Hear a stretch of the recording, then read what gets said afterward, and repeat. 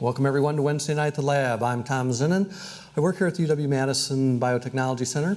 I also work for the Division of Extension and the Wisconsin 4-H program. That's part of the Division of Extension.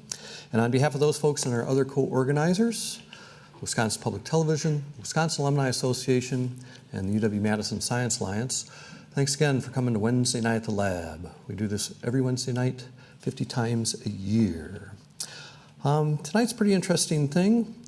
Yesterday was also an interesting day because it was the 125th anniversary of the publication of the Regents Report that ended up having that famous line on the plaque of continual and fearless sifting and winnowing. I wanted to point that out because it's one of the great things we get to do here.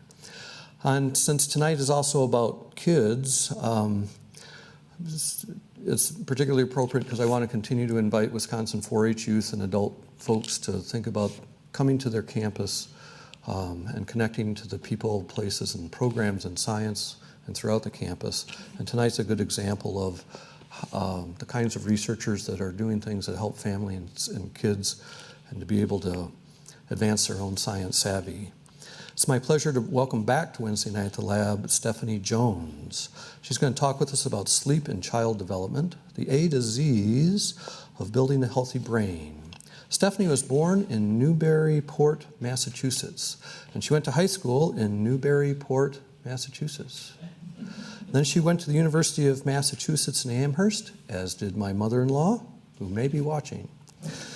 And there she studied psychology. Then she came here to UW-Madison to get her master's degree in clinical psychology and stayed to get her PhD in neuroscience. She's with the Wisconsin Institute for Sleep and Consciousness, which I think both things are a really good thing to have. And so please join me in welcoming Stephanie Jones back to Wednesday Night at the Lab.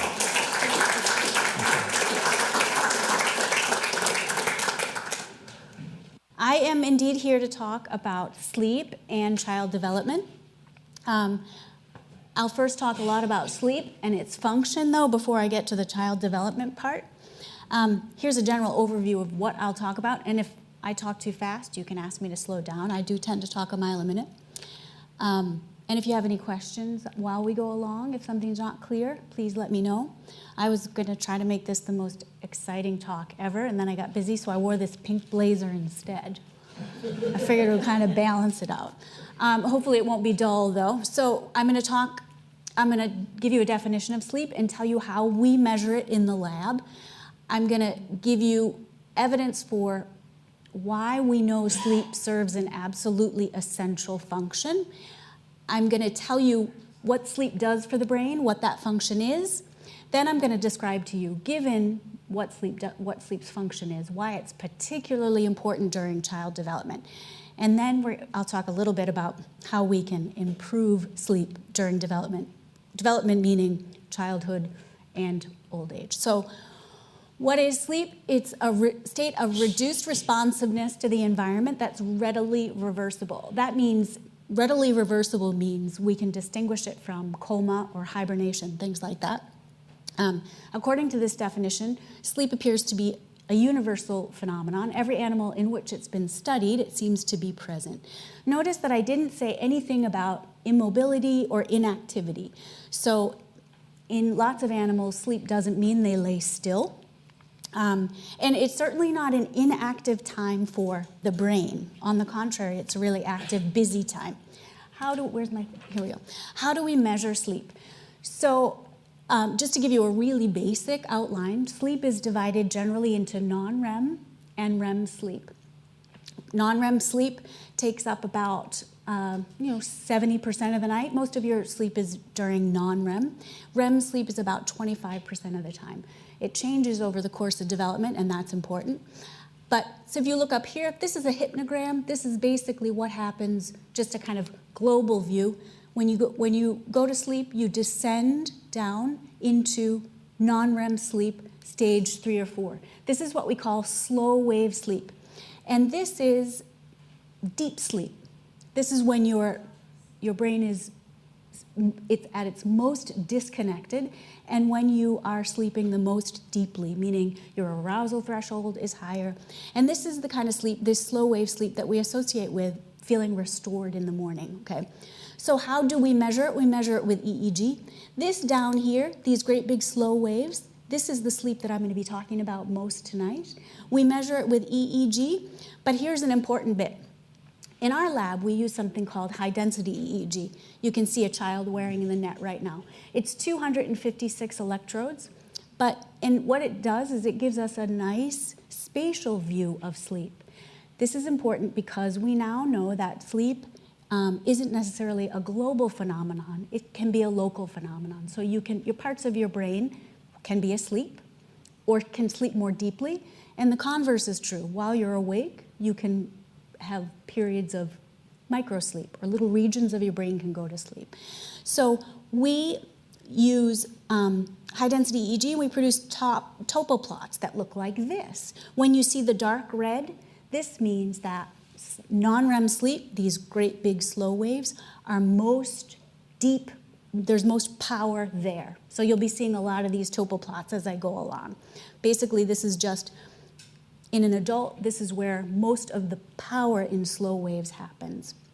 Okay, so how do we know sleep serves an essential function? First of all, we spend a great deal of our lives sleeping. This is data from the Bureau of Labor Statistics, where I also learned that the average woman spends 17 years on a diet.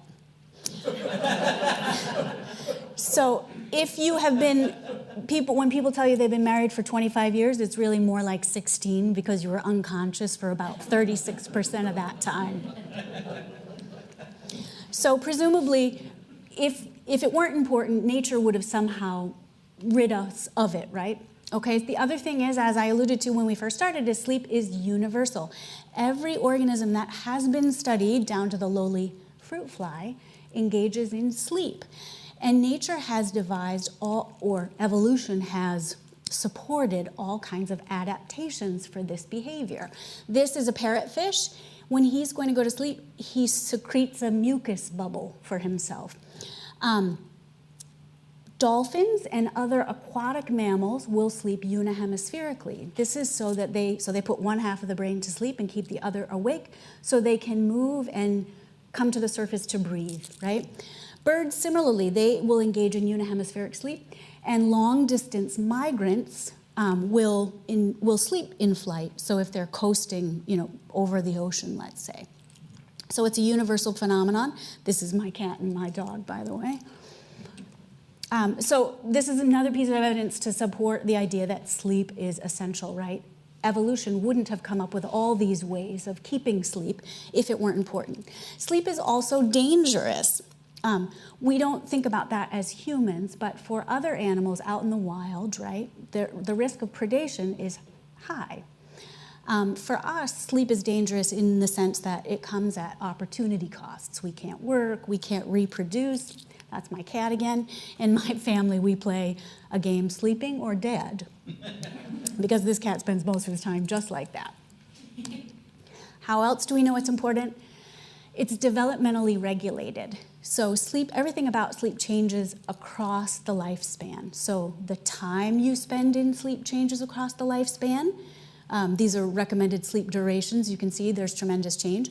The composition of sleep changes across the lifespan. I'll go back to that slow wave sleep I'm going to talk about. As children, so this is the first year of life. During infancy, the first year, babies spend a lot of time in REM sleep. This is probably partly about developing motor systems, right? But as a child ages, the percentage of time the child spends in non-REM sleep, particularly this deep sleep I'm talking about, slow wave sleep, increases. And it does this in concert with brain development, right? So this is the first piece of evidence I'm going to give you that maybe it's an important part of brain development. This is an EEG just from the front of the brain of an 11-year-old child. This is same location, same scale, a 20-year-old. You can see this is an incredible change, right? So the other reason I'm arguing that we know sleep is essential is because it is developmentally regulated. So how do we know it's essential and it has an essential function? It takes up a lot of time. Every organism does it. Every organism does it despite risks and costs, and it changes across development in profound ways. How else do we know sleep is essential? We know just generally that when sleep is abundant, the brain works well, right? We hear this all the time. Learning and memory is better. This is just some data. This is 8,000 students in Norway, 16 to 19 years old. This is just showing the relationship between grade point average and hours of sleep. So basically, as you can see, so this is fewer hours, more hours. As sleep increases, so does performance. I could have shown you any number of studies like this. This is just a kind of 3,000-foot view. How else do we know that sleep is important? We know that when we don't get enough sleep, things go really wrong. We know that emotion regulation is compromised. This is certainly the case in children, but in adults too. We know that learning is compromised. I'm showing you here, this is just for me to highlight for you that we know learning is compromised. This is one study where they took participants, they deprived them of sleep, and then gave them a task, a bunch of images, let them go off. They went to sleep. They came back the next day and were asked to look at those images along with some other new images. As you can imagine, the people who had been sleep deprived before the task did poorly, despite the fact that they slept after the fact. In contrast, the typically sleeping controls performed the task quite well. So when we don't get enough sleep, so we're sleepy, we're grouchy. To put some, to make it concrete, we know that the risk of driving accidents is quite high when we are sleep deprived. Teen drivers are at the highest risk of car accidents due to falling asleep, and it accounts for about 50% of all crashes. And some major disasters, Chernobyl, for example, have been credited with sleep deprivation. So we know that when we don't get enough sleep, things don't go badly. But why is it? What is it about not getting sleep that makes things go badly? So what I'm going to tell you about tonight, what I'm going to argue, is that sleep is the price we pay for synaptic plasticity, or learning during our day. So what is plasticity? Plasticity is the capacity for the brain to modify its structure and its function based on experience. This is the foundation of how we learn. So from the brain's perspective, plasticity is learning. And what I and those of us who do research at the Wisconsin Institute for Sleep and Consciousness would argue is that, back up. So the hypothesis I'm going to talk to you about tonight is called the synaptic homeostasis hypothesis. And the basic idea, and it was developed by two researchers here, Giulio Tononi and Chiara Torelli, both of whom are at the Wisconsin Institute for Sleep and Consciousness. So the basic idea is this: when you're awake and learning, and by learning I mean simply engaging with your environment. I'm going to show you learning in a formalized way, right? In a way you study it in the lab. But everything, as we go about our day, we are learning. That means just taking in information and processing it. So as you go about your day and you learn, synapses get stronger, right? And then when you go to sleep, and as that process happens, the brain becomes more and more expensive to maintain. When you go to sleep, sleep takes down all of the noise or the synaptic weight of the day, and in that way, it enhances learning, memory, gist extraction, all those things. So that's the basic outline of the synaptic homeostasis hypothesis, but I'll go through it in detail. So when you're awake, you're learning. This seems like it would be intuitive, but people do talk about learning during sleep, learning from our dreams, for example. But it doesn't make sense for an organism to learn when it's disconnected from the environment, right? So when you can perceive your environment and adapt to it, you're learning, and this happens while you're awake. Again, I'm going to give you formalized examples of learning in a lab, but we're all learning right now. From a neuron's perspective, learning is just increasing synaptic strength. So a neuron doesn't think, but what it does is when things happen by more than chance, it fires. So when it fires, neurons that fire together get stronger. So synaptic strength gets stronger. This is the neural mechanism for learning and memory. But plasticity is a demanding thing, right? So the brain, even at baseline, is an expensive organ. It weighs about 2% of our body mass, and it consumes about 25% of our resources in terms of glucose. So more synapses become more and more expensive in terms of energy costs. They take up a lot of space, they demand a lot of resources.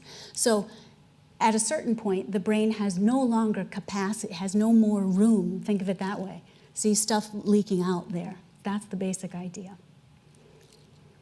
So what does sleep do? And I'm going to describe in more detail. When I say sleep, I am talking about slow wave sleep.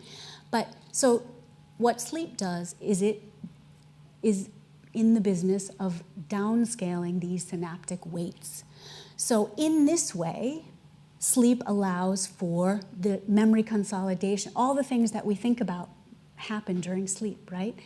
You wake up and you've slept on a problem and suddenly it seems better. Gist extraction, insight, integration, consolidation of things you've learned. So what sleep does is that it basically takes down the noise of the day, and what emerges is what's important. So I like to think of it as a reset button. Everything good so far? I'm going to give you another summary. So what I just told you was that sleep serves an absolutely essential function. Waking is associated with learning, which is represented in the brain by increased synaptic strength. Sleep downscales synapses that aren't important and preserves those that are. In this way, it sort of it serves as a save button and a reset button. So I'm going to give you a little bit more detail about slow waves and what they are. So going back to this image, which I've already shown you. So this is deep sleep, as I've said, right? And what it is essentially this. When you go to sleep, neurons start to have periods where they are silent, off periods, and they're not firing, and then on periods where they are. And in the cortex, the more of these neurons synchronize to one another, so the cortex is a highly integrated space, and as the cortex goes to sleep and more of these neurons are having periods on, off, it emerges on the EEG as these great big slow waves here. This is a picture of just one channel. So just one channel right in the front. That's what you're seeing here. So what we know about slow wave activity, what we've known for a long time is this, that when we just used standard EEG, it was always understood that sleep is homeostatically regulated. So the longer you stay awake, the more you need to sleep, and the deeper your sleep is. Deeper meaning the more slow waves you have, or the more slow wave power or slow wave activity. So if I were to keep you up for extra long, you would sleep more deeply. So this is what slow waves would look like in your regular night of sleep, but say we deprived you for a night, what we would see is more slow wave power. We knew that, we've known this that sleep was homeostatically regulated for maybe 40 years. And I'm showing you this same phenomenon here, but these are those topo plots, right? So this here is slow wave power. Redder is more. And so what we know from using high density EEG is that power is always greatest in the front of the brain. So this red electrode is the frontal electrode. So power is always greater here, as you sleep, this is the first sleep cycle, second, third, power dissipates. So you stay awake, you build up sleep pressure, as it were. Sleep pressure, the need to sleep, is dissipated by slow wave power.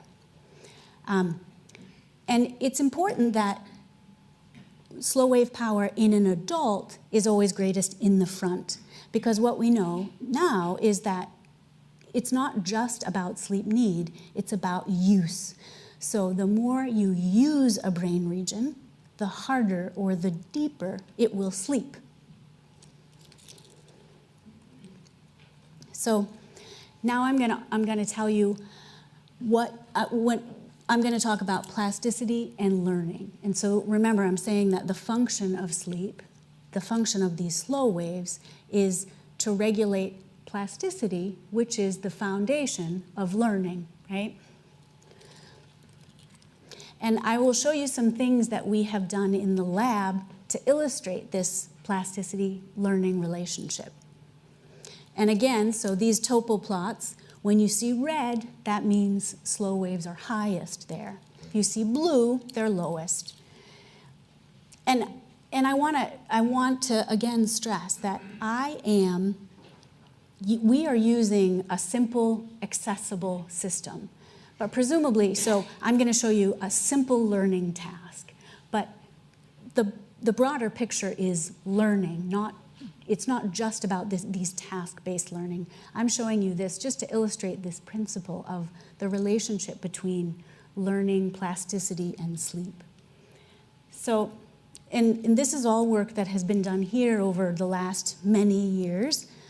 The first thing that I'm showing you is just a simple thing, establishing the relationship between plasticity and slow waves. And again, to illustrate for you that sleep can happen regionally or locally. So you can take TMS, which is just a great big electrical coil, and you can stimulate neurons so that they fire. You induce what's called long-term potentiation. And what you see if you do this is my colleague Brady Riedner. If you do this, what you see is a regional increase in slow wave activity over the motor cortex. So right there, we're stimulating the motor cortex. So what I'm showing you here is that basically, I'm demonstrating that if you just induce plasticity, you will have an increase in slow waves in the place where plasticity has been enhanced. But what I'm arguing here is that learning, so plasticity is the foundation for learning, right? So I can also show you that if you make a person use a particular part of the brain, in this case, again, it's the motor cortex. This is an MRI image showing the region where this particular task works. So what we did is we took people into the lab, and they're counterbalanced. We had them do the following. So one night they come in and they just have to rotate a mouse to a target. There's no learning involved, it's just a motor task. So presumably it uses the motor cortex to some extent. And we know the task, this is the motor cortex. So the next time they come in, they actually have to do an implicit learning task. And it's this. They have to rotate the cursor again to a target, but the target moves. And they can't figure out why it's moving, but somehow they learn to adjust to the moving target. They sort of figure it out. What we see is that when they learn that task and we put them to bed at night, lo and behold, in that region, the region of the motor cortex that they used so robustly, we see an increase in slow waves. That increase in slow waves is correlated with how they perform the next day. So the more slow wave activity you have, the better you've learned.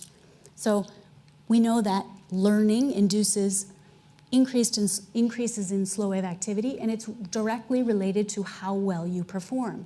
So the basic idea here is that you use your brain to learn something, and in order for that learning to get better, you need slow waves. So I can also tell you that it's true in animals. So this is a similar kind of task for a rat. he has to reach in and grab a sugar pellet. It's difficult to see, but this is in fact a hard thing for them to do. So here's their little hand reaching, reaching, reaching. You've trained these rats to reach for this sugar pellet, and what you see is an increase in slow wave activity in the contralateral motor cortex. So if you look at one side of the brain, there's no increase in slow wave activity, but there is in the trained cortex. And because rats only need short bouts of sleep, you see this effect in the first bout of slow wave activity. And the percent of how well the rat did is correlated with slow wave activity in the subsequent sleep. So if they're really good at it, they have a lot of slow wave activity in the trained motor cortex. Does that make sense? So basically, stronger synapses, better learning, higher slow wave activity. But I started out by saying that there's a price that we pay for plasticity, right? That was the stuff leaking out slide. So plasticity can't go on forever because the brain is expensive at baseline, and if you learn and learn and learn and learn, at a certain point the brain becomes completely saturated. And what does that look like? So what is the price of plasticity? So we know that if you keep a person up for a really long time, things go badly. But what exactly goes badly? So this is just taking a rat and sleep depriving him. And what you see is, as he's awake, if you're recording from his cortex, he will start to have slow waves appearing in his brain.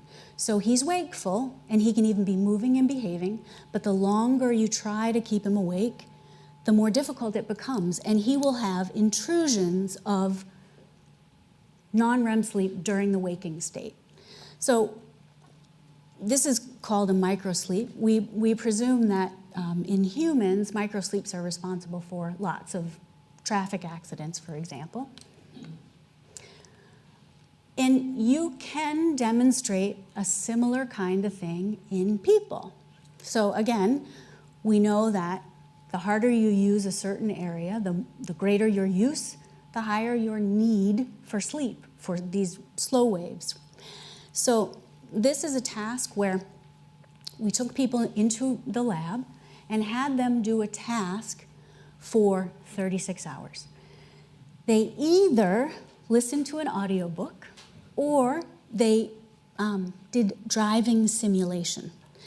So this is an MRI image showing you where, so these are complex tasks and they use lots of the brain, but I'm showing you a view of the cortex. And so the audiobook in general taps into this brain region, whereas the motor simulator taps into this brain region. So you keep them awake, they stay awake, and they're doing this task for 36 hours. The driving is activating this bilateral occipital lobe area. So these tasks tap into different brain regions, and this is the important part. So we're working this part really hard in the audiobook listeners, and this part really hard in the driving simulating task. And what happens? So even in humans, you can see that so what we're doing here is we're pushing plasticity, right? We are overusing the brain. It's extended use. And what happens is you start to see the intrusion of sleep, of slow waves, into those particular brain regions. So basically, this is the audiobook. These are slow waves intruding here. This is where the slow waves intrude during driving simulation. So what has happened is we've pushed plasticity so far that sleep is invading wakefulness. So these people are still performing. They're performing their task. They're awake. But bits of the brain are basically going offline. So the parts that we pushed the hardest are going offline. They're falling asleep in an otherwise wakeful brain. This again is that same task in the rat, reaching. So you can also try to make rats do this task for a long time. You keep them awake. They're motivated to do it because it's sugar. But what you find here is the same thing. So the motor cortex that they're using and using and using gets sleepy, right? They're still performing. They're still engaging in this behavior. But what you see is those slow waves will start to intrude, and when they intrude, mistakes happen. So the rat is more likely to miss a target, miss his reach, as a slow wave intrudes. So the idea here is that you can use the brain, but only to a certain point, right? So the brain is plastic, but it can only go so far before sleep must happen. So what I've just argued is that sleep functions like slow waves, in particular, slow waves of non-REM sleep, function like a reset button. So waking is associated with synaptic strengthening, and this forms the foundation of how our brain learns, how we learn. Without sleep, the brain becomes saturated, and learning can no longer happen. Sleep downscales those synapses, leaving the important ones strong in complicated ways. And by increasing the signal-to-noise ratio in the brain, sleep improves memory and frees up space for learning the next day. So the argument is that rather than playing a really active role in, say, consolidating memory, what sleep is doing is taking down all the noise and revealing or leaving behind, takes down synaptic noise and leaves behind the important stuff, and in that way aids in memory consolidation. But so the important thing I've tried to show you is that slow waves are necessary to both learn and to consolidate, right? It's a two-way street. So if you don't have a good night's sleep and you don't get enough, let's say, slow wave sleep, learning becomes a real challenge, right? That feeling that we have, not being able to focus, our brains are essentially saturated. So you need sleep on both sides of the coin. You need sleep in order to take in information and then to consolidate what has been taken in. Why should we care about slow wave sleep, in particular during child development? Finally, I'm getting to this part. I go back to plasticity. So plasticity is the ability of the brain to modify its structure and function based on experience, right? And what do we know about children or early development? The brain of a child is an incredibly plastic thing, much more so than an adult. This is a little bit depressing. I don't know if I don't have any data to support this, right? But the idea is that when you're young, your brain is really plastic and open to experience. As you get older, not so much, and the effort required to learn becomes much greater. So we also know not only is plasticity much greater during childhood, this is when most of our learning is happening, right? So just for that reason, we could say sleep was important. But in particular, the cortex, which is what I've been talking about all this time, we know that the cortex is undergoing protracted development across childhood. This is an MRI image. This is not our work. This is an MRI image of synaptic density across childhood. This here is the 5-year-old child, this here, and we descend down to 20. When the cortex is blue, it means it's sort of thinned out and it's made all of its synaptic connections. But this process takes a really long time. We know from monkeys, right, that This is modeling, so what we're seeing here is in fact synaptic density. So it makes sense, right? So in the back here, this is a 5-year-old child. What's happening most in this child's life is posterior regions are actively developing, right? Things like vision. As the child progresses, the frontal cortex is developing. And we think that the frontal cortex sort of fully develops or comes online somewhere in the early 20s. So as a child is growing, his cortex is developing still actively. Much of that is based on experience. So the other thing we know is that slow waves mirror this cortical maturation. So this is not something we've known for a long time. This data, well, it's been about 10 years now. But so slow wave power is greatest in children in areas that are actively undergoing development. So it sort of mirrors, this is slow wave power in a 5 to 8-year-old child. This is a large sample of kids broken down into these age ranges. So you'll see here, at about 17 to 20 is when slow wave power becomes kind of adult-like, so that when you go to sleep, most of your power happens in the front. Because in this age, this is where most of the business of the brain is getting done, in the front, which is true for adults, we hope. So plasticity is higher during development, and slow waves, which we know are essential for learning and synaptic plasticity, mirror the progress of synaptic development across childhood. Now, I haven't told you, and there's also animal work to support this, that sleep and wake during development modulate synaptic spine turnover in a way that it doesn't in an adult brain. So why should we care? I've argued that slow waves are essential for synaptic plasticity. We know kids are really plastic. It's a critical time for brain development.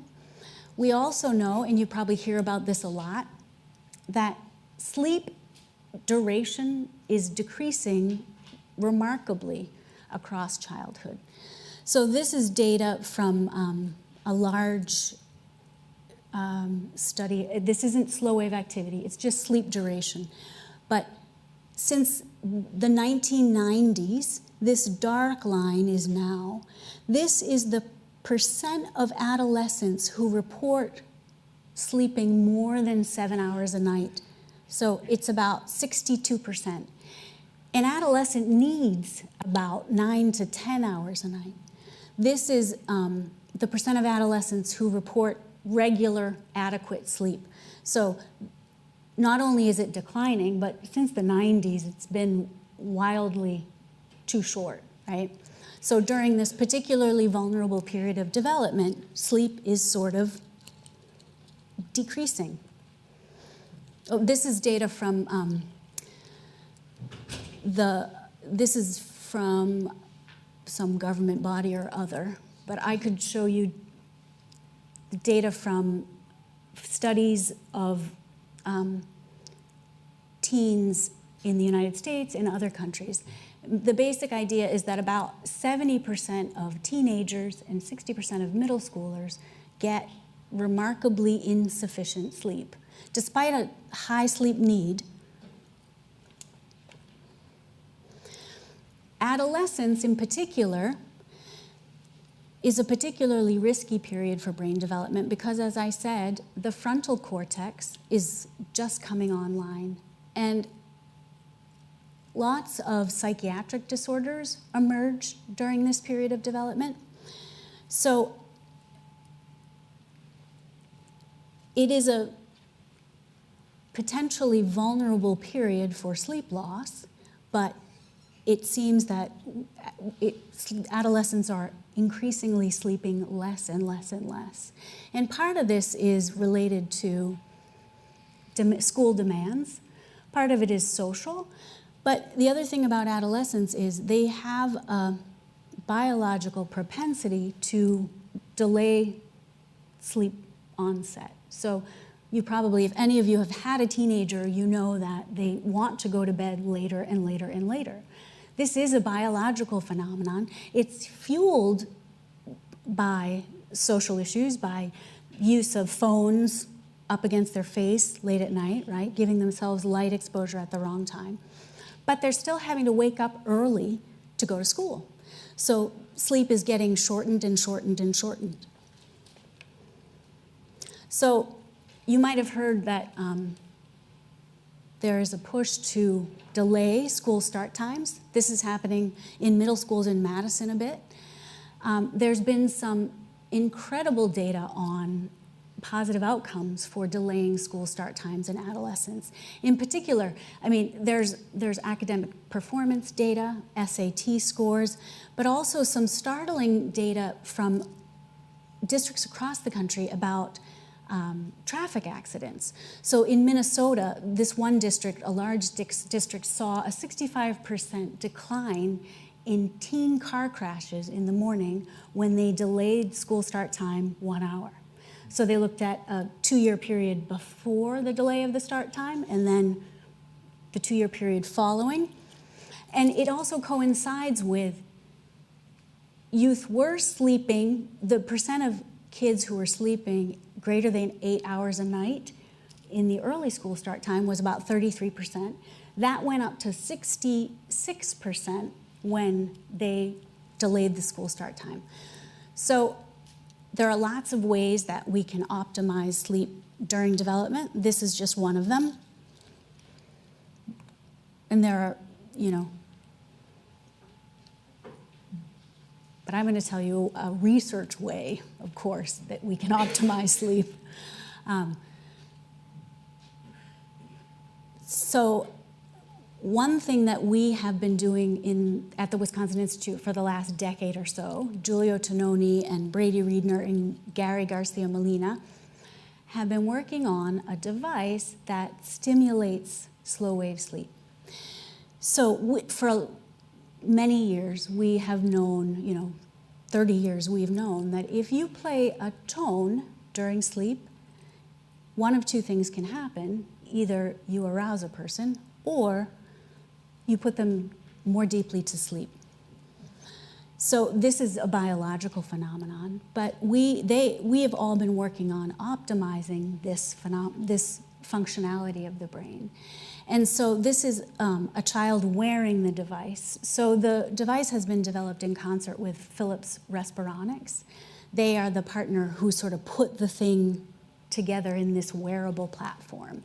So for years, we would send people home with a giant laptop computer and all these electrodes, but now the thing has become this lovely device with an amplifier. There's an electrode under there that records EEG. There are headphones here that play the tone.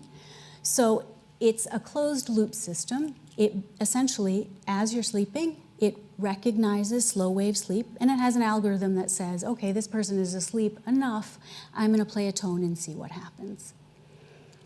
So I have been particularly interested in using this device in adolescents. We've also used it in older age, people over 50, but I've been particularly interested in using it in adolescents because of this issue that adolescents have. Now, keep in mind, there are healthier ways to overcome the sleep debt that these kids have, but at the same time, it's usually a phase, right? So during high school, early college, kids are actively restricting sleep. Usually we outgrow this. But what I've wanted to do is use this device to see if we can improve slow wave sleep and cognitive function. So what I'm showing you here is this is just a baseline. This is a hypnogram. This is like the image I showed you at the beginning of the talk. This is a person descending into sleep. Here he is in his deepest sleep, comes back up. This is from an in-lab study. This is data from the device at home, just showing you that does exactly what, it records sleep in exactly the way we would think it would do. Here is slow waves in one child when I am doing a stimulation, the tones are playing, versus, so this is a block of on stimulation, this is no stimulation. So what I remarkably have seen is that we can increase slow wave sleep from anywhere from 10 to 25% in a night of sleep in kids, which is remarkable. I mean, these particular kids weren't necessarily sleep deprived. They're doing their normal short sleeping. And this is data from two kids, an 18-year-old man and a 15-year-old boy, a week at home. So I had the kids wear the device at home. Sham is they're wearing it, it's just recording their sleep. Stimulation is I'm playing the tones while they're asleep. And you can see here I can increase slow waves by about 26% 1 week relative to the other. And in this child, 16%. So it's, I think, an exciting technology with a lot of potential, particularly in this sort of population where they are actively restricting sleep. It's not a tool that is effective in people with sleep disorders because you have to have enough slow wave sleep for the device to even stimulate you. But in adolescents or in people who essentially work too hard, right, don't sleep enough by choice, I think the device has a lot of potential. So, in summary, what I've said basically is that sleep is essential, and it basically serves as both a reset button and a save button. You need sleep to learn and to consolidate, and that's it.